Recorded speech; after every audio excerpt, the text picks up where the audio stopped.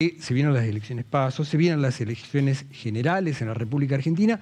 ¿Y cómo se hace para la elección, sobre todo en lo que tiene que ver con el personalismo en la política? Para hablar de este tema, hoy nos visita Francisco Rodríguez, destacado psicólogo profesional, no solo de Paraná, de la provincia y con también proyección nacional. Francisco o Pancho para los conocidos, buenas tardes y gracias por venir. ¿Qué tal? Buenas tardes.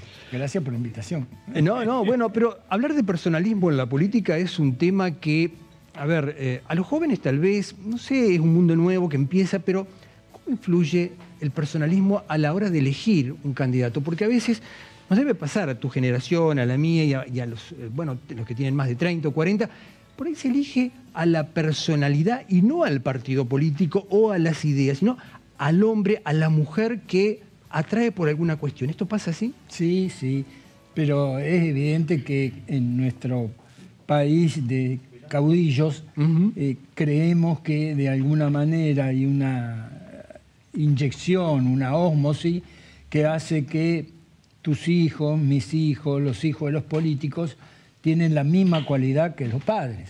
Entonces se le puede transmitir como en las viejas monarquías el reinado. Y esto viene pasando no solo a nivel nacional, sino también en los consejos deliberantes, en las cooperadoras, ¿no? Este traslado de apellido, digamos, ¿no? De imagen también. De imagen, claro.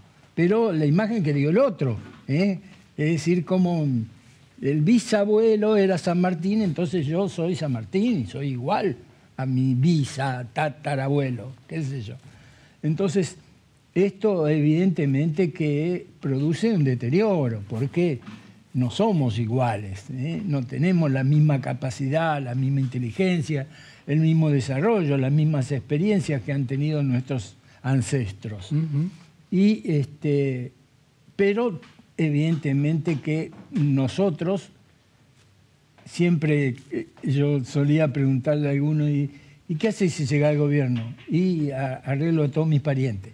Entonces, tenemos un antecedente malo, una ¿no? mala tendencia a que creer que porque tu pariente va a ser buen político o va a ser honesto o va a seguir tu línea ideológica, ¿no? Francisco, esto del personalismo en la política influye en la gente más adulta, la gente mayor y también en los jóvenes, o los jóvenes reciben de otra manera todo esto? Yo creo que los jóvenes están perdidos en la historia. Es decir, cuando hablamos de la historia se ven muchas entrevistas que están preguntándole. El otro día vi uno que mostraban la foto del Che Guevara y ¿este quién es? Y me parece que es un militar, no sé qué, no tenía precisión, un rockero, no claro, tenga la más mínima idea. Es decir, porque han perdido el rango de la historia. Hemos perdido la historia en nuestro país. Entonces, ellos tienen como más libertad de elegir a las personas que de alguna manera sienten que lo representan. Creo que es el fenómeno Milei, ¿no? Es decir, que sale de la nada y de repente, dice cosas que diríamos todos y los chicos no saben qué hay detrás o qué política plantea, si va el dólar, nada. Es una persona que putea a todo el mundo. Y como ellos también en toda la música putean a todo el mundo, se identifican con esas personalidades. Es decir, acá el que más putea anda bien. Francisco, y todo esto, a ver, vos dijiste una realidad, los jóvenes no tienen la historia, no conocen la historia porque también falló la educación. Exactamente. Es decir, tal vez en la escuela vos estudiás parte de la historia antigua, media, pero de contemporánea, de lo que pasó en el país, por ahí no se enseña todo. Ajá. Y entonces esto influye en los jóvenes. Sí, por supuesto. Porque se dice un pueblo sin historia es un pueblo sin futuro. Si no aprendemos lo que pasó atrás, es difícil. Es más o menos como el psicoanálisis. Si no solucionás algunas cosas que traes de la infancia, y es muy difícil después poder trabajarla en la adultez. Y esto también, yo creo que somos un país infantil todavía, ¿no? Que tenemos una democracia totalmente infantilizada. Y todo esto, ¿qué perspectiva ves a futuro? Porque, a ver, hoy en día, por ejemplo, con el tema de las campañas políticas, gran parte del mensaje, sobre todo en la gente joven, estamos hablando de los sub 40 para abajo, perdón, lo ven por las redes sociales, no por los que eran los debates que uno veía antes. Claro, claro. Y eso también hace que surjan personas simplemente por lo que hablan, o por lo que representan. Es decir, si no está en las redes no existí, dicen los jóvenes. Y entonces ellos también se dejan llevar. De repente aparece un músico, un cómico, es decir, como la idea que nos va a representar, pero nunca tuvo una gestión, no sabe nada de política, no tiene la menor idea, simplemente representa a un público, quizás juvenil, donde los jóvenes se sienten de alguna manera representados. Es decir, bueno, si es tan exitoso en la música, entonces va a ser exitoso en una intendencia. Y no tiene nada que ver. Nada que ver. ¿En cuánto influye hoy los medios de comunicación en la gente joven? Porque está medio repartido todo hoy, ¿no? Sí, sí, pero creo que influyen más, como vos decís, las redes sociales. Ayer estaba con mis nietos y dice, ¿dónde están? Y están en el celu, no están en la televisión. Es decir, han perdido también eso que nosotros teníamos, que eran pocos medios de comunicación. Ahora los chicos están muy, muy conectados con las redes. Y vos hablaste recién de algo que es verdad. Tu nieto estaba con las redes, con un celular. ¿Cuánto es el límite que hay que ponerle a los pequeños y a los chicos con el uso y abuso de celulares? Gran pregunta, gran pregunta. Bueno, es lo que uno... A ver, debe pasar en muchos de los que están viendo este espacio, cómo poner un límite a los pequeños o a los chicos y cuánto es el límite de horas y cómo influye en la personalidad del chico el uso. Y si nosotros no nos ponemos límite, tampoco. Bueno, es decir, estamos también todo el día. No, bueno, pero no todo el mundo. En el coso, Francisco, ¿no? vos lo verás en tu consultorio. Permanentemente. Bueno, pero a veces le tengo que decir a los pacientes, por favor, está en sesión. No dice, bueno, pero que me llama mi nene, que me llama un negocio. No, pero estamos hablando cosas importantes. ¿Y cómo se cambia? Bueno, entonces habría que reformular la pregunta. Primero, el límite hay que ponérselo al adulto. Sí, exactamente. Y del adulto va al joven. Hacia abajo. Y creo que a los padres les cuesta. Este tema lo hemos hablado muchísimas veces, de poner límite, de decir no. Poner un horario, de decir, bueno, vamos a hacer, van a estar jugando, van a estar haciendo cosas, pero en determinado horario. Pero es más fácil decir, bueno, andá ahí, no molesté. Entonces están en silencio, están aislados, ¿no? No molestan. Ahora, todo eso, toda esa problemática o ese defecto que todos tenemos, como vos lo describís bien y que lo debes ver constantemente en tus consultas, ¿repercute en la personalidad del chico después? Por supuesto, porque estamos también desarrollando un individualismo muy acérrimo, es decir, yo y mi celular, yo y mi tablet, yo aislado del mundo, ¿no? Y eso también hace que perdamos esta experiencia socializante tan importante. Estoy viviendo, y están saliendo muchos reels de Favaloro, y creo que era una persona que siempre hablaba de equipo, ¿no? Y acá en este país no se habla de equipo, es decir, se habla de persona, es decir, como si se muere esa persona, se acabó. Y en realidad hay todo un equipo que debería estar atrás. Exactamente. O valorar todo el equipo. Pero no reconocer el equipo. Claro. Que detrás de acá hay un camarógrafo, un asistente, una sonarista. Claro, hay un montón de gente trabajando. Pero sale Raúl Londero. Entonces, eso es lo que hace que nos cueste trabajo reconocer a los equipos. Entonces, uno, el que sobresale. Como la gente decía, me operó Favaloro.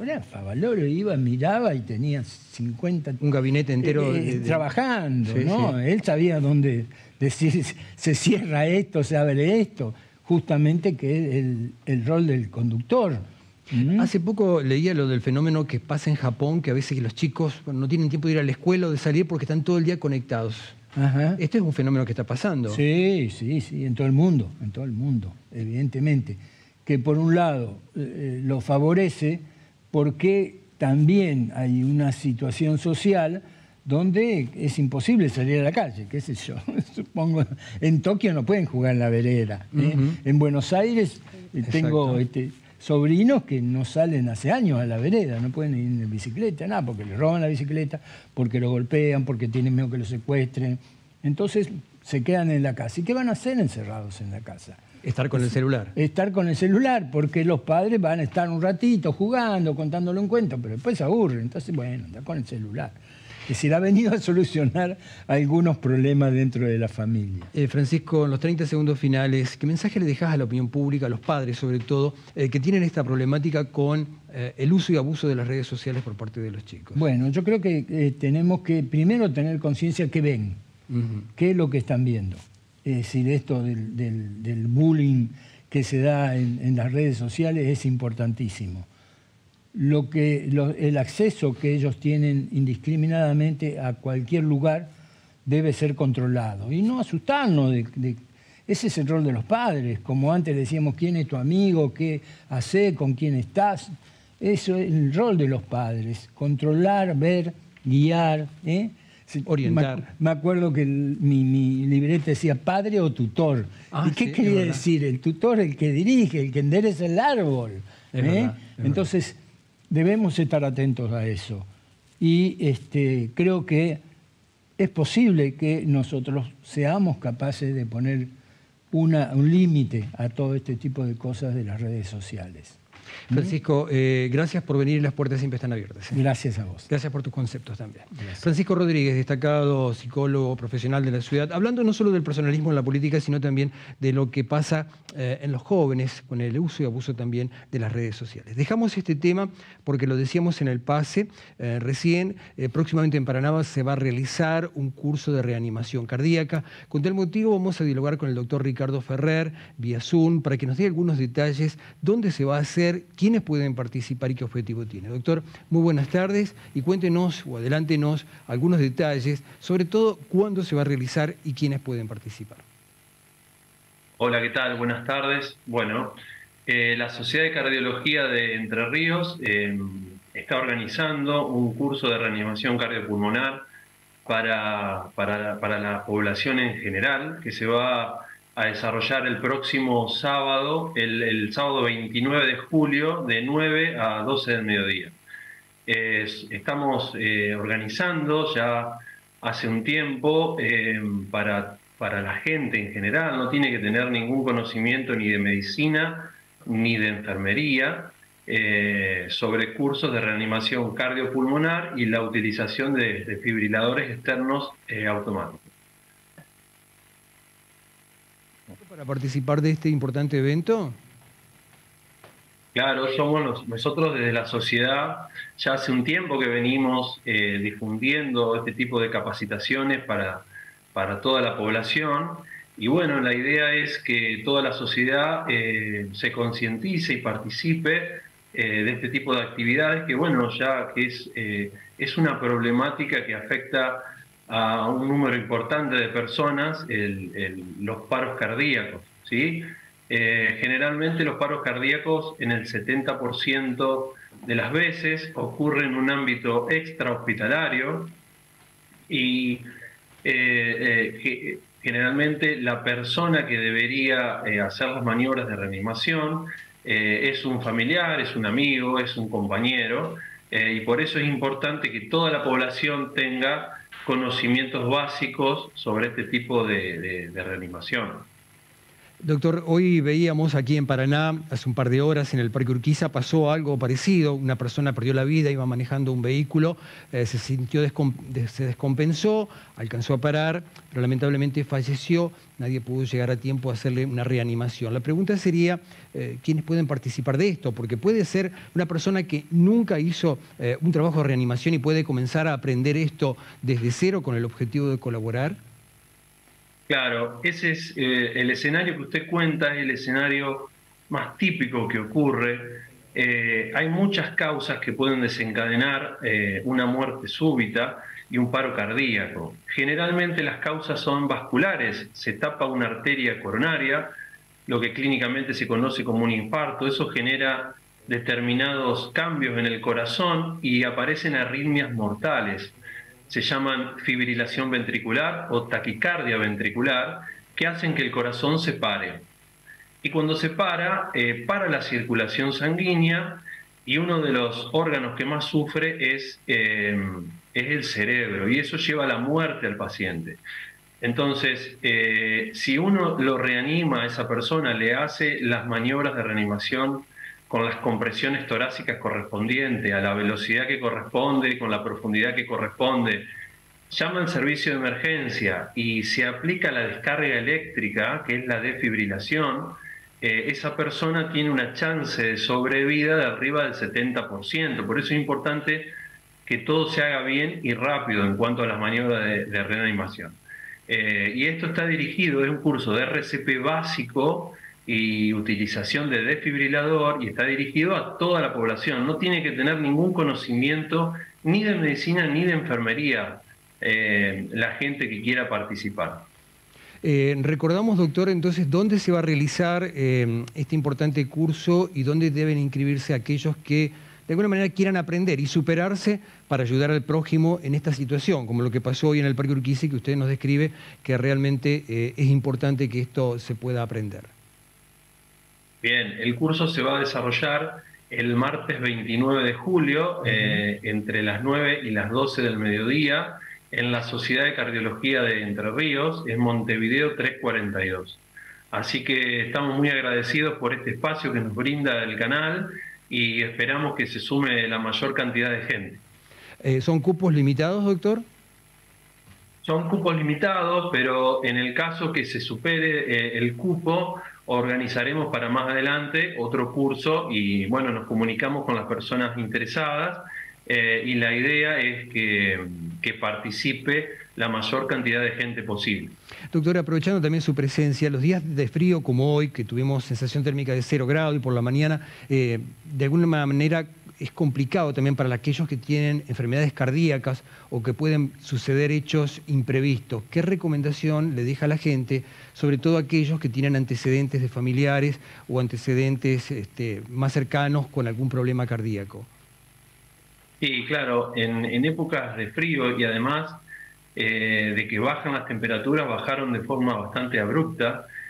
Bueno, es importante sobre todo el control de la presión, porque las temperaturas bajas generalmente generan hipertensión en los pacientes, y eso hace que por ahí pueda tener algún evento agudo, una descompensación, más en aquellos pacientes que tienen algún factor de riesgo o alguna cardiopatía preexistente, y esto puede desencadenar insuficiencia cardíaca o algún evento agudo. Entonces es importante sobre todo controlar la presión, tomar la medicación y bueno, y tener un chequeo actualizado con su médico de cabecera, por supuesto.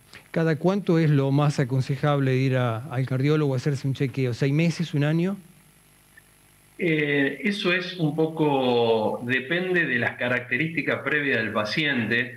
Si estamos hablando de una persona sana, joven, que hace deporte, un chequeo cardiovascular cada 2 o 3 años está bien. Ahora, si hablamos de una persona que tiene factores de riesgo, que tiene una cardiopatía, que tiene una valvulopatía, que ya tiene una enfermedad cardíaca definida, quizás los controles deben ser cada 6 meses o 1 año. Eso depende del paciente y si tiene o no enfermedad. Doctor, recordamos entonces el sábado 29 en la calle Montevideo 342. Exactamente, en la sede de la Sociedad de la Sociedad de Cardiología de Entre Ríos. Tenemos un salón con todas las comodidades y bueno, y estamos comprando todo tipo de muñeco y de recursos que necesitan para este tipo de eventos. Así que esperamos a la gente que se quiera sumar, que le interese. Ahí vamos a estar para desarrollar los cursos de RCP. Doctor, gracias por su tiempo. Bueno, gracias a ustedes, nos vemos. El doctor Ricardo Ferrer contándonos detalles de este curso de RCP que tendrá lugar próximamente en Paraná y del cual creo que es importante que aquel que quiera aprender, superarse y conocer lo pueda hacer para ayudar a veces al prójimo en el momento más importante o que a veces pasan cosas como lo que sucedió hoy en el Parque Urquiza. Dejamos este tema, cambiamos el ángulo de la información y vamos a hablar con una referente del gremio de UPCN sobre lo que está sucediendo y algunas cosas que tienen que ver con la Dirección de Comedores Escolares.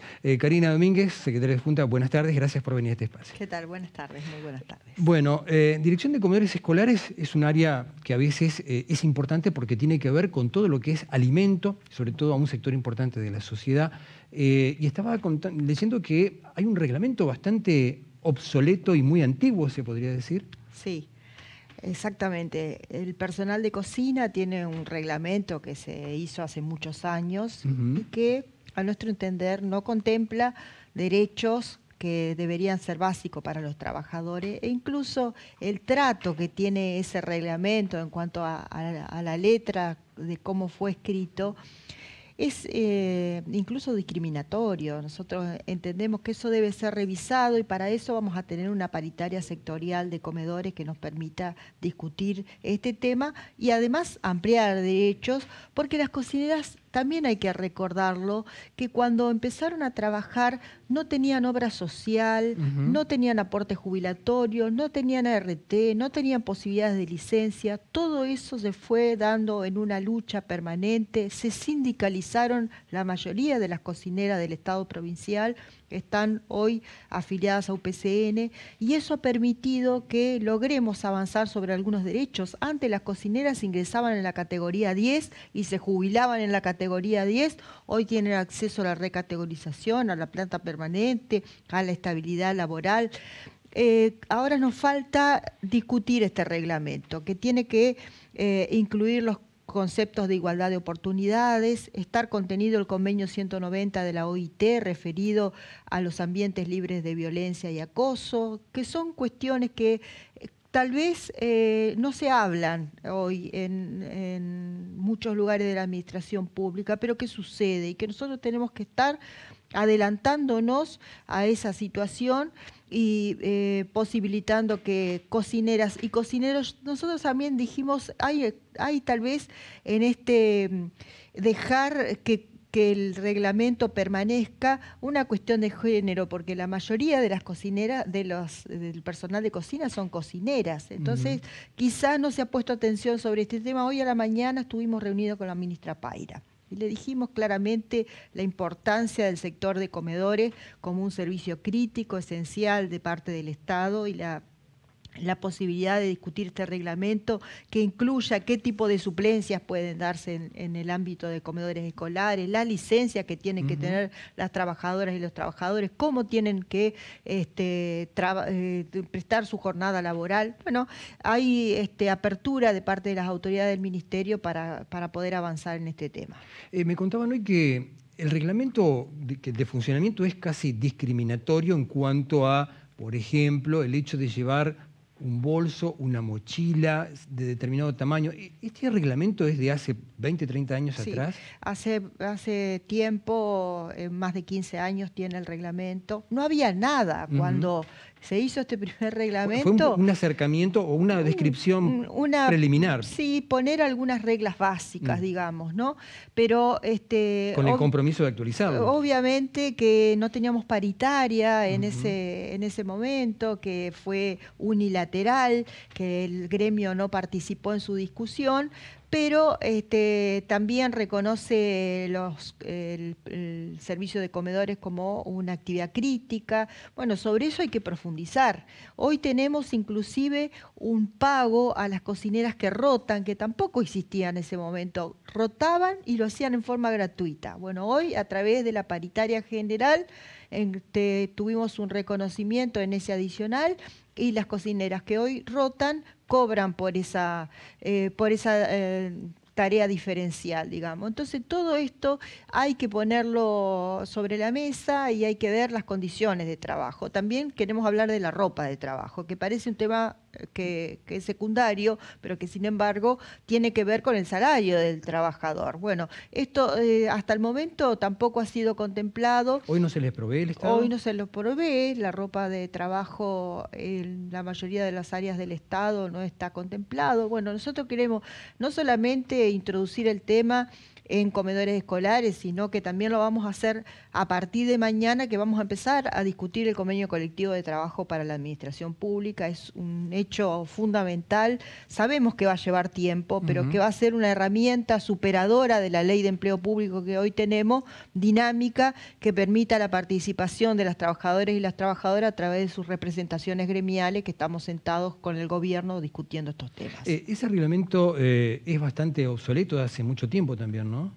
Lo que tiene que ver con... Sí, la ley de empleo público es del año 2007, es una ley rígida que está hecha por legisladores, o sea, no está hecha por los trabajadores. En cambio, el convenio colectivo está sentado el gobierno a la mesa, pero también está sentado los representantes de los trabajadores. Entonces, ¿qué decimos nosotros? Porque mañana vamos a inaugurar esta nueva etapa con un gran desafío, pero el convenio colectivo es en algunos lugares ambicioso y después no se cumple. Nosotros queremos un convenio colectivo que se cumpla, queremos un convenio colectivo que cuando lo llevemos a la administración pública, el trabajador y la trabajadora diga, este es mi derecho, yo quiero que se cumpla con este compromiso y se haga efectivo. No que hagamos un sistema de carrera maravilloso, pero que después en la práctica queda en la nada. Entonces, no, la idea de convenio colectivo es más derechos, nuevos derechos, ampliación de derechos, pero siempre que sea sobre la base de la realidad.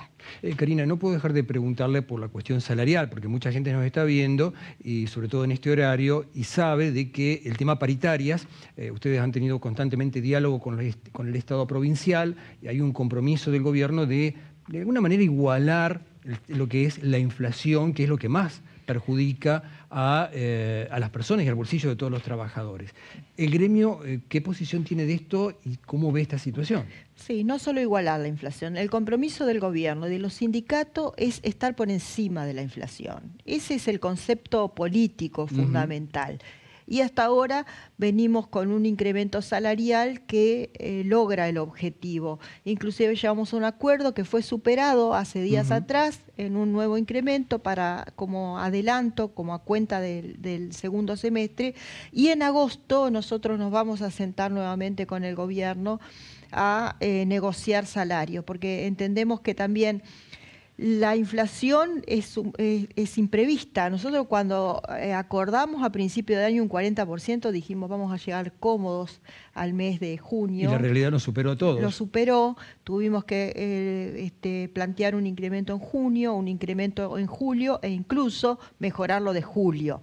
Entonces ahora creemos que en agosto debemos recomponer el salario nuevamente y pensar qué vamos a hacer en el segundo semestre. No solo cuánto, que es la pregunta que todos se hacen, sino también cómo vamos a hacer la discusión salarial. ¿La vamos a hacer trimestral? ¿La vamos a hacer bimestral? Nosotros no queremos cláusula gatillo, porque la cláusula gatillo viene atrasada respecto de los índices de inflación y eso no refleja la realidad del trabajador. Nosotros queremos una discusión porcentual que por supuesto comprenda la inflación y que supere la inflación, pero que sea segura y certera en el bolsillo del trabajador y no digamos que esperemos 40 días a conocer los índices para después recién ver qué porcentaje salarial nos pueden reconocer. ¿Cómo toma la gente del gremio, el trabajador de todos los días, este cuadro y esta situación? Porque la inflación nos está erosionando a todos el bolsillo. Sí, es complicado, el panorama es complicado. Deberíamos también generar discusiones con respecto a la situación salarial puntual de los sectores. La administración pública no es, digamos, igual en todos los sectores, pero de cualquier manera, y a pesar de que siempre falta que la discusión se profundice, hemos logrado buenos índices y en esta última, sobre todo en esta última negociación, la expectativa es que llegue con un buen aumento ahora a partir de principios del mes de agosto. Es decir, ya está confirmado que con los haberes de agosto ese incremento se recibe. Con los haberes de julio. Primeros días de agosto con los haberes de julio. Correcto, porque va atrasado, es verdad. Sí.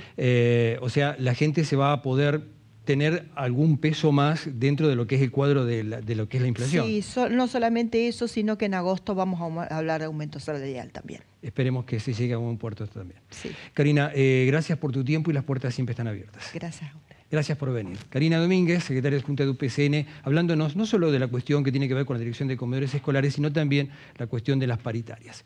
Pasaron 31 minutos en la República Argentina y como todos los días